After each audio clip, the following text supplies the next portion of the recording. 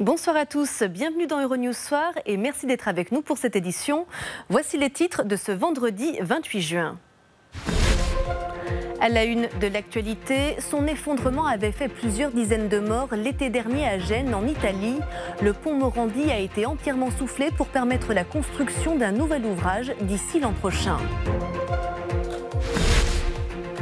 En France, la Cour de cassation a rendu sa dernière décision dans l'affaire Vincent Lambert. Elle ouvre la voie à un nouvel arrêt des traitements pour ce patient dont le sort divise ses proches.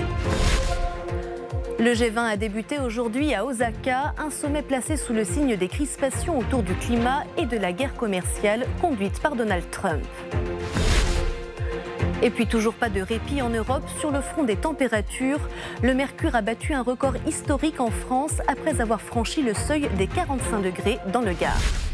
L'image de ce pont éventré avait frappé les esprits bien au-delà des frontières italiennes.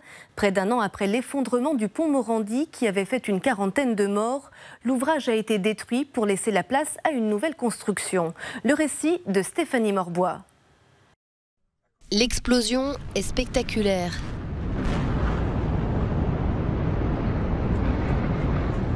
Près d'un an après l'effondrement du pont Morandi à Gênes en Italie, les deux principales piles de ce qui reste de cet ouvrage conçu dans les années 60 ont été détruites à l'explosif vendredi matin pour permettre la reconstruction d'une nouvelle infrastructure. Il n'aura fallu que 6 secondes pour faire disparaître 4500 tonnes de béton et d'acier sous les yeux de nombreux Génois venus assister à distance à la démolition. Près de 4000 riverains ont dû être évacués et 400 membres des forces de l'ordre déployés pour prévenir d'éventuels pillages dans la zone où les habitants ne rentreront chez eux que dans la soirée. Je pars travailler et je vais revenir à 19 h. Ensuite, j'attendrai de pouvoir rentrer. Et vous êtes inquiet ou plutôt calme? Non, je suis plutôt calme. C'est un jour comme un autre, un peu insolite quand même, mais c'est comme ça. Les deux vice-premiers ministres italiens Matteo Salvini et Luigi Di Maio ont assisté à l'explosion. Après le drame l'été dernier, ils avaient tous deux passé plusieurs jours à Gênes, rivalisant de fermeté et d'indignation.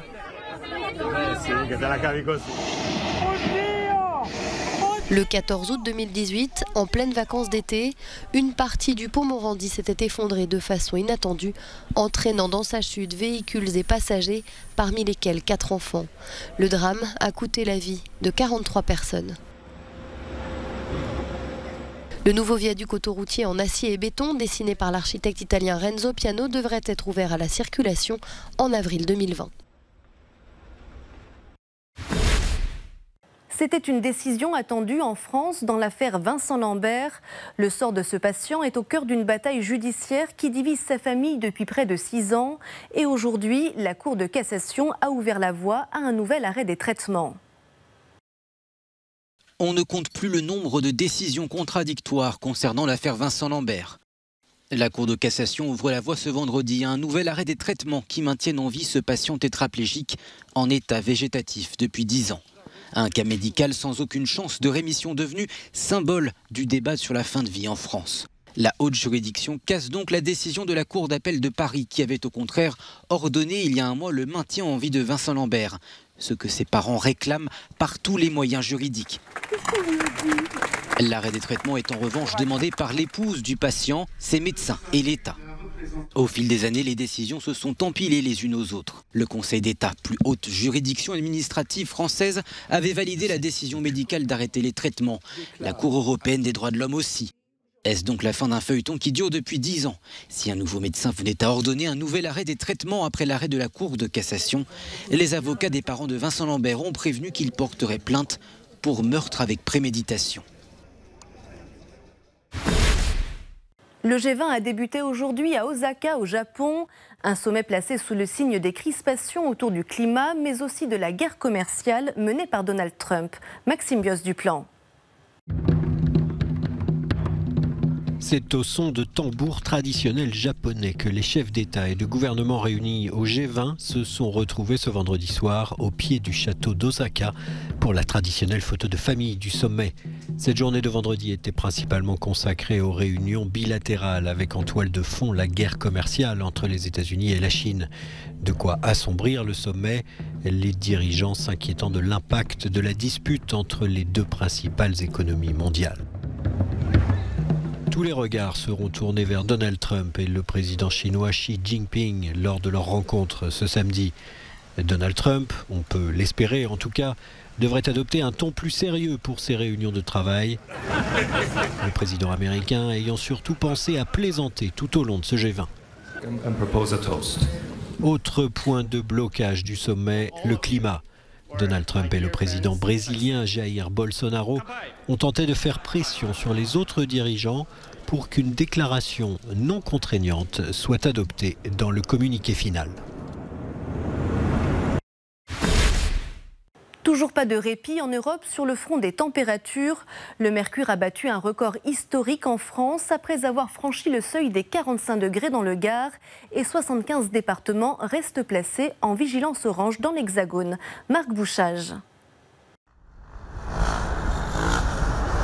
Le thermomètre n'en finit pas de grimper en France. Il a même atteint des records vendredi. Plus de 45 degrés Celsius enregistrés dans le Gard, un des 4 départements classés en vigilance rouge canicule par Météo France.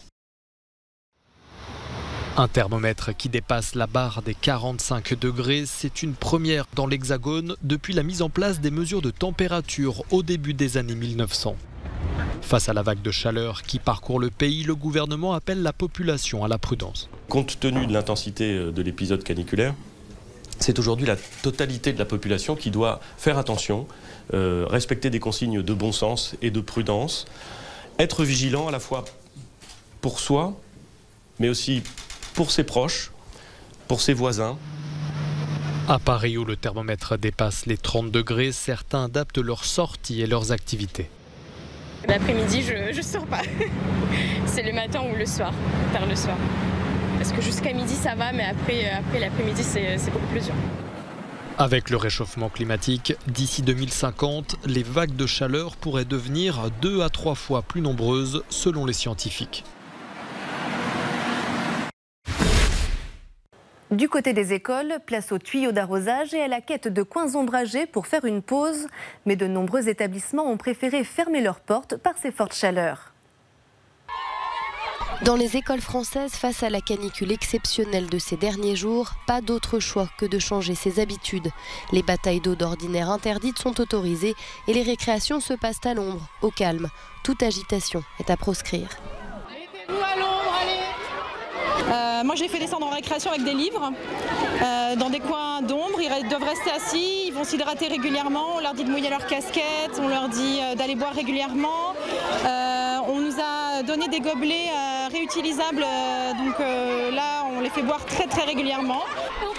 Difficile de travailler dans ces conditions l'après-midi où le mercure monte encore. Nombre d'établissements scolaires proposent aux parents de venir chercher leurs enfants après le déjeuner qui sera servi froid à la cantine. Cette canicule pose aussi la question du bâti scolaire. Vieux bâtiments difficiles à aérer, cours sans ombre ou classes derrière des baies vitrées. Le ministre de l'Éducation nationale Jean-Michel Blanquer invite au pragmatisme en fonction, je cite, de la chaleur concrète et existante dans les salles de classe. Vendredi, 4000 écoles étaient fermées ou prévoyaient un accueil adapté sur l'ensemble du territoire, selon le ministère de l'Intérieur.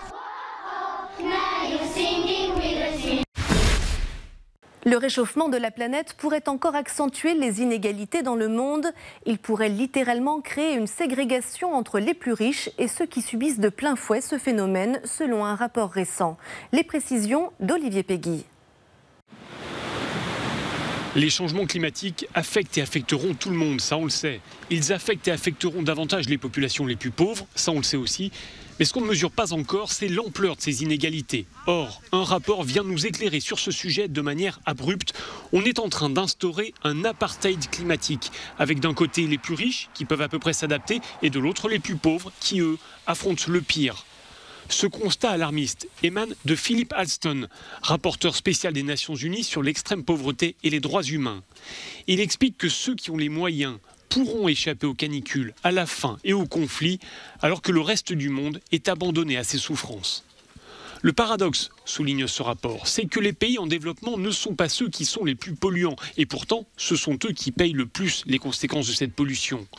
Autre chiffre qui devrait interpeller, la moitié de la population mondiale ne génère que 10% des gaz à effet de serre, alors que les 10% les plus riches au monde sont responsables de la moitié de ces gaz à effet de serre. Selon cet expert, l'apartheid climatique menace de défaire les progrès réalisés ces 50 dernières années en matière de lutte contre la pauvreté.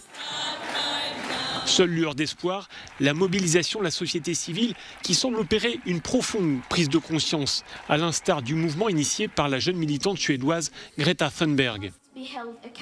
Le rapport de Philip Alston est très critique vis-à-vis des gouvernements, pas à la hauteur des enjeux. En témoigne la sortie des États-Unis de l'accord de Paris décidé par le président américain Donald Trump, envoyant par là un signal très négatif dans la lutte contre les changements climatiques.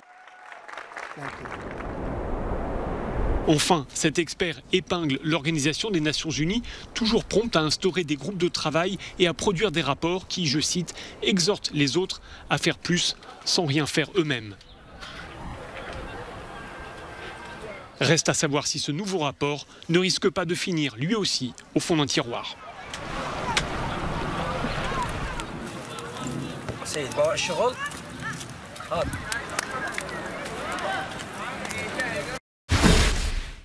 Après l'échec du sommet de la semaine dernière sur les nominations aux postes clés des institutions européennes, les dirigeants des 28 doivent à nouveau se réunir ce dimanche pour tenter de parvenir à un accord et trouver en premier lieu un successeur à Jean-Claude Juncker à la tête de la Commission. Mais depuis plusieurs semaines, les négociations patinent et pour en parler, nous sommes avec Grégoire Laury, notre correspondant à Bruxelles. Bonsoir Grégoire et merci d'être avec nous. Bonsoir Anne-Lise.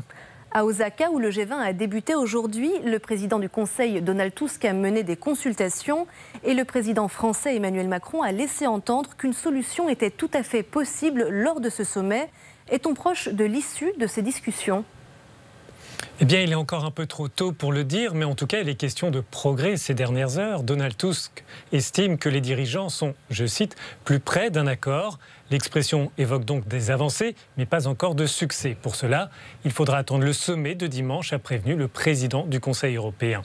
À Osaka, Donald Tusk est d'ailleurs en contact direct avec les dirigeants français, allemands, britanniques, italiens, néerlandais et espagnols, ce qui peut permettre de poursuivre les discussions, et ce avec les principales familles politiques européennes. En tout cas, le président français dit vouloir obtenir dimanche un accord sur les 3 postes institutionnels à pourvoir. Faute de consensus, Emmanuel Macron estime que l'Union se retrouvera face à un risque de dysfonctionnement. Le calendrier devient en effet de plus en plus serré. La session inaugurale du Parlement européen aura lieu mardi prochain. Alors cette crise est-elle symptomatique d'un couple franco-allemand qui semble aujourd'hui miné par les désaccords ? Alors, tout n'est pas la faute du couple franco-allemand, mais ces difficultés emportent les stigmates, c'est évident. Le poids des 2 États membres se ressent particulièrement dans ces discussions. Ni Paris ni Berlin ne sont en mesure de faire gagner leur candidat sans le soutien de l'autre. Un passage en force n'est pas non plus souhaitable, ce serait un affront pour le perdant qui pourrait ensuite faire enrayer la machine institutionnelle. Il est donc important que la France et l'Allemagne trouvent un terrain d'entente. En l'état actuel, Paris et Berlin ne sont pas encore sur la même longueur d'onde.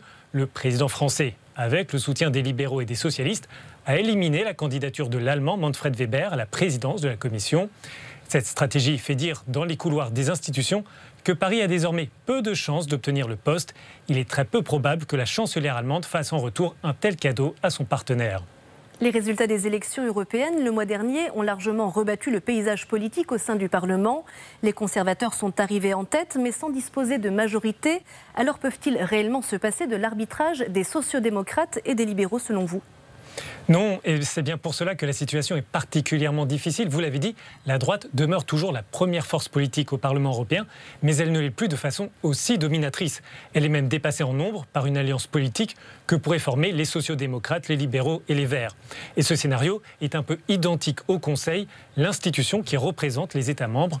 Les chefs d'État et de gouvernement du Parti populaire européen ne sont plus aussi nombreux.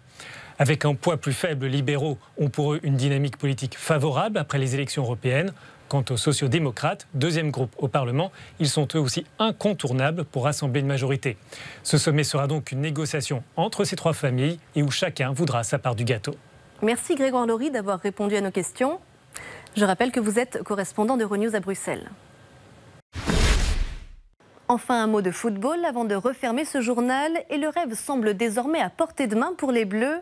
Dans quelques instants, les Françaises vont affronter leurs adversaires américaines en quart de finale de la Coupe du Monde. Sandrine Delorme. Les Bleus peuvent-elles réaliser l'exploit dans la chaleur du Parc des Princes? Elles défient la meilleure équipe du monde, les États-Unis, dans un quart de finale de Coupe du Monde de football dont elles rêvent depuis des mois.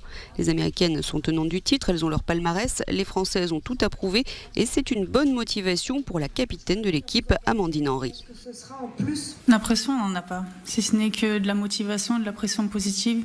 Comme l'a dit la coach, on va jouer contre la meilleure équipe du monde tenante un titre. Donc on a tout approuvé, c'est à nous d'écrire notre histoire tout simplement. Et sur le terrain, il y aura deux grandes équipes, je pense. Et puis nous, on va se donner à fond pour aller chercher cette qualification. Et les Bleus auront fort à faire avec l'armada offensive américaine, mais elles espèrent profiter de la défense plus friable de la Team USA et d'une gardienne quelque peu hésitante. Les Américaines, numéro 1 au classement FIFA, triple championne du monde et quadruple championnes olympiques, ont malgré tout connu des difficultés en 8e de finale contre les Espagnols, tout comme les Françaises contre les Brésiliennes. C'est la fin de cette édition préparée par l'équipe francophone. Merci à vous de l'avoir suivi. Vous pouvez retrouver toute l'actualité sur notre site et sur les réseaux sociaux. Très belle soirée à tous.